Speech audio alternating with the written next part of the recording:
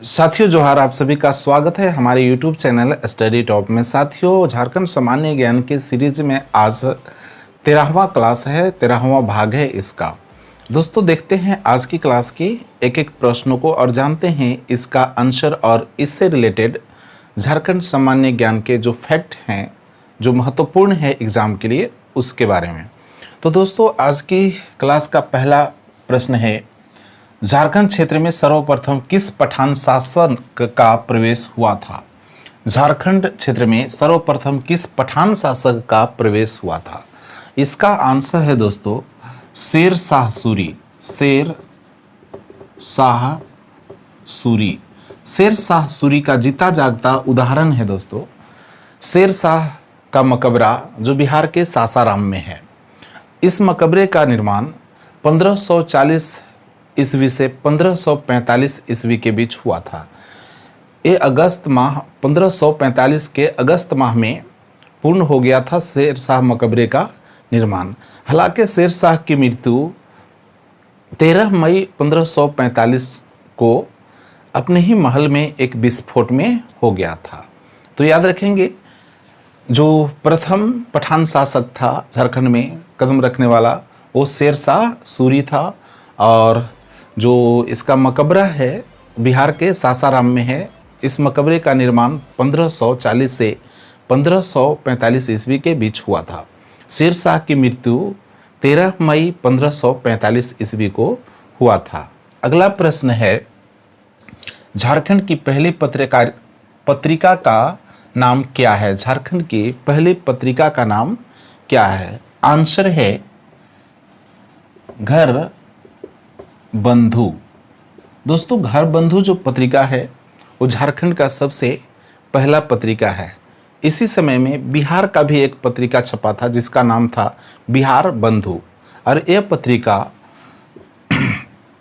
1872 ईस्वी में छपा था। 1872 ईस्वी में छपा था और इसका संपादक थे बिशप जोहन डांग। इसका संपादक बिशप जोहन डांग थे। इस तथ्य को भी आपको याद रखना है। अगला प्रश्न है, झारखंड में किस प्रकार का अभ्रक पाया जाता है? झारखंड में किस प्रकार का अभ्रक पाया जाता है? आंसर है रूबी। झारखंड में दोस्तों रूबी प्रकार का अभ्रक पाया जाता है, मुख्य रूप से सर्वाधिक। दोस्तों, अभ्रक के 3 प्रकार होते हैं। पहला श्वेत अभ्रक, जिसे रूबी अभ्रक कहा जाता है। दूसरा पीत अभ्रक, जिसे फ्लोगोपाइट अभ्रक कहा जाता है। और तीसरा है श्याम अभ्रक, जिसे बायोटाइट अभ्रक कहा जाता है। इस तरह अभ्रक के 3 प्रकार होते हैं, और जो झारखंड में अभ्रक पाए जाते हैं वो रूबी प्रकार के अभ्रक होते हैं, श्वेत अभ्रक होते हैं। अगला प्रश्न है, झारखंड का सर्वाधिक घनत्व वाला जिला कौन सा है? झारखंड का सर्वाधिक घनत्व वाला जिला कौन सा है? तो याद रखेंगे, सर्वाधिक घनत्व वाला जिला है धनबाद। यदि आपसे ये पूछा जाए कि झारखंड का न्यूनतम घनत्व वाला जिला कौन है, तो आपका आंसर होगा सिमडेगा। सिमडेगा जो झारखंड का सबसे निम्न घनत्व वाला जिला है। दोस्तों, झारखंड की जो घनत्व है वो 414 व्यक्ति प्रति वर्ग किलोमीटर है। इस बात को भी आप याद रखेंगे कि झारखंड का जो घनत्व है वो 414 व्यक्ति प्रति वर्ग किलोमीटर का है। और सबसे सर्वाधिक घनत्व वाले जिला धनबाद और सबसे न्यूनतम घनत्व वाले जिला सिमडेगा है झारखंड का। अगला प्रश्न है, झारखंड का राजकीय पक्षी कौन सा है? दोस्तों, इसका जवाब है कोयल। कोयल झारखंड का राजकीय पक्षी कोयल है। झारखंड के और भी राजकीय तथ्यों के बारे में जान लीजिए। तो झारखंड का राजकीय पशु हाथी है। क्या है? हाथी। झारखंड का राजकीय पशु हाथी है। झारखंड का राजकीय पुष्प पलाश है। पलाश का फूल। झारखंड का राजकीय वृक्ष साल। झारखंड का राजकीय भाषा हिंदी है। झारखंड का राजकीय मिठाई लट्ठो है। और ये देख लीजिए, आपको झारखंड का पुराना चिन्ह रहा, लोगो रहा, और ये वाला लोगो आप झारखंड के नए वाला लोगों को देख रहे हैं। चलिए अगला प्रश्न है, पालकोट राजमहल किस नागवंशी राजा के कार्यकाल में बनवाया गया था? पालकोट राजमहल किस नागवंशी राजा के कार्यकाल में बनवाया गया था? तो आंसर है इसका रघुनाथ शाह। रघुनाथ शाह के कार्यकाल में पालकोट राजमहल बनवाया गया था। तो याद रखेंगे पालकोट जो है, पालकोट गुमला जिला में है। पालकोट कहाँ है? झारखंड के गुमला जिला में। और ये नागवंशी राजा की स्थापना झारखंड में किसने किया था? तो याद रखेंगे नागवंश की स्थापना फनी मुकुट ने किया था, और नागवंश की पहला राजा फनी मुकुट ही था। नागवंश का अंतिम राजा चिंतामणिनाथ सहदेव था। अगला प्रश्न है, साक्षरता की दृष्टि से भारत में झारखंड का स्थान कौन सा है? यानी कि भारत में झारखंड का कौन सा स्थान है, वो भी साक्षरता की दृष्टि से।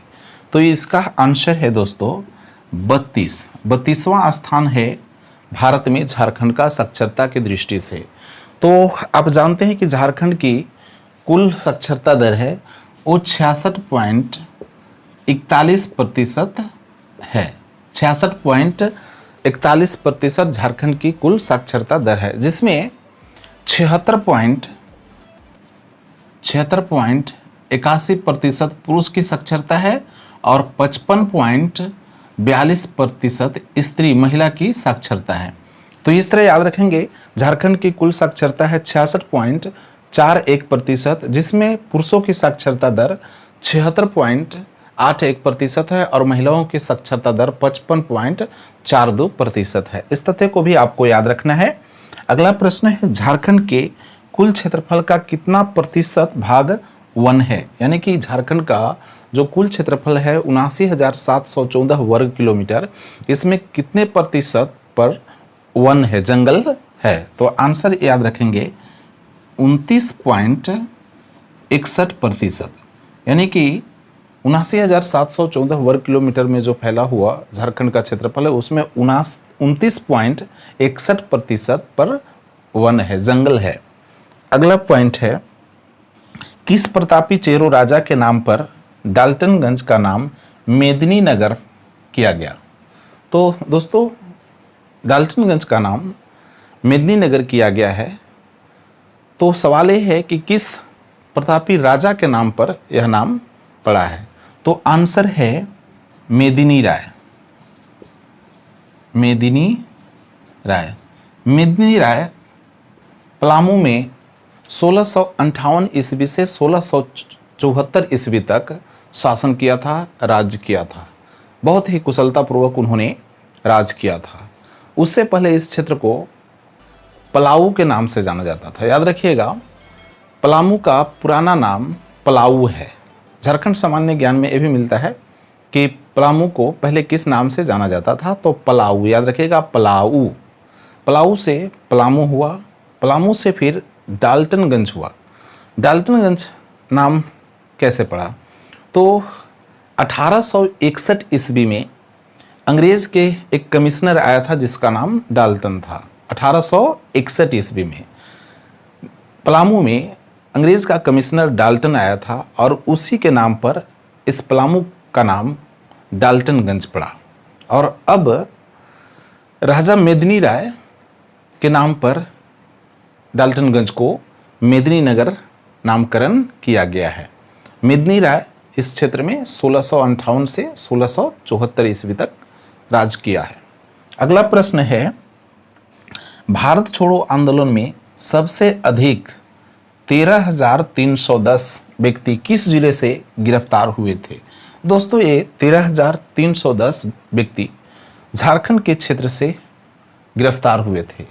वो भी कब? तो भारत छोड़ो आंदोलन के विद्रोह में।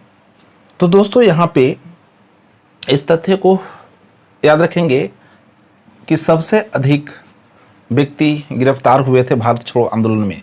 सवाल ये है कि झारखंड के किस क्षेत्र, किस जिले से हुए थे? तो ये हुए थे हजारीबाग से। हजारीबाग। हजारीबाग से भारत छोड़ो आंदोलन में 13,310 व्यक्ति गिरफ्तार हुए थे। अब थोड़ा सा भारत छोड़ो आंदोलन पर एक नज़र डालते हैं। तो दोस्तों 8 अगस्त 1942 को अखिल भारतीय कांग्रेस कमेटी का अधिवेशन चल रहा था मुंबई में, और उस अधिवेशन का मुख्य मकसद था भारत छोड़ो आंदोलन, यानी कि अंग्रेज़ों भारत छोड़ो, अंग्रेज़ों को भारत से भगाना था, खदेड़ना था। जब इसकी भनक अंग्रेज शासक को चली तो इस सभा में उपस्थित सभी लोगों को गिरफ्तार करा लिया गया 9 अगस्त 1942 ईस्वी को। यहाँ तक कि महात्मा गांधी को नज़रबंद कर दिया गया। तो चलिए याद रखेंगे इस तथ्य को भी। अगला प्रश्न है, कोहबर चित्रकारी में कोहबर का क्या अर्थ होता है? तो दोस्तों कोहबर चित्रकारी में कोहबर का अर्थ होता है गुफा में विवाह जोड़ी, गुफा में विवाह जोड़ी। दोस्तों आज भी हिंदू धर्म में एक प्रचलन है कि जब विवाह होती है जिस घर में, तो फिर वहाँ पे अपने घर के एक विशेष कमरे को, रूम को के दीवार पर कोहबर चित्र बनाया जाता है, जिसमें वर और वधू को पूजा करना होता है, कोहबर टिकना होता है। तो ये प्रचलन बहुत पहले से चला आ रहा है। तब से जब मानव जंगल में रहते थे, गुफा में रहते थे, तो जब से शायद इन लोगों का एक शादी का प्रचलन हुआ होगा, तब से ये चला आ रहा है कि पहले लोग गुफा में रहते थे तो गुफे में भी एक कोहबर टिकाई किया जाता था, जो आज घर के किसी विशेष कमरे जिसमें देवता होते हैं, उनका पुरखा का, पूर्वज का, उसमें कोहबर टिका जाता है। अगला प्रश्न है, प्रसिद्ध तीरंदाज दीपिका कुमारी ने किस संस्थान से प्रशिक्षण प्राप्त किया था? तो आप दीपिका कुमारी का नाम अवश्य सुना होगा। भारतीय महिला तीरंदाज है दीपिका कुमारी, जो झारखंड की रहने वाली है। झारखंड में उसका जन्म हुआ। दीपिका कुमारी के पिता का नाम शिवनारायण महतो और माता का नाम गीता देवी है।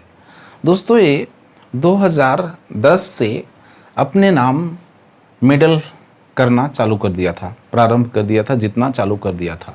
अब तक उसके नाम 37 पदक हैं, जिसमें तीनों शामिल हैं, स्वर्ण पदक, कांस्य पदक, रजत पदक, और अब तो अपना परचम विदेशों में भी लहरा रही है। वो तो अभी हाल ही में टोक्यो जापान में भी ओलंपिक में हिस्सा ले रही है। तो दोस्तों दीपिका कुमारी जो पूछा जा रहा है कि किस संस्थान से प्रशिक्षण प्राप्त की है, तो इसका जवाब है टाटा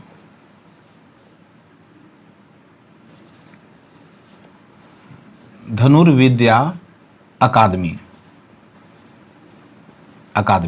तो दोस्तों दीपिका कुमारी टाटा धनुर्विद्या अकादमी, इसको इंग्लिश में कहेंगे तो टाटा आर्चरी एकेडमी, जमशेदपुर से प्रशिक्षण प्राप्त की है।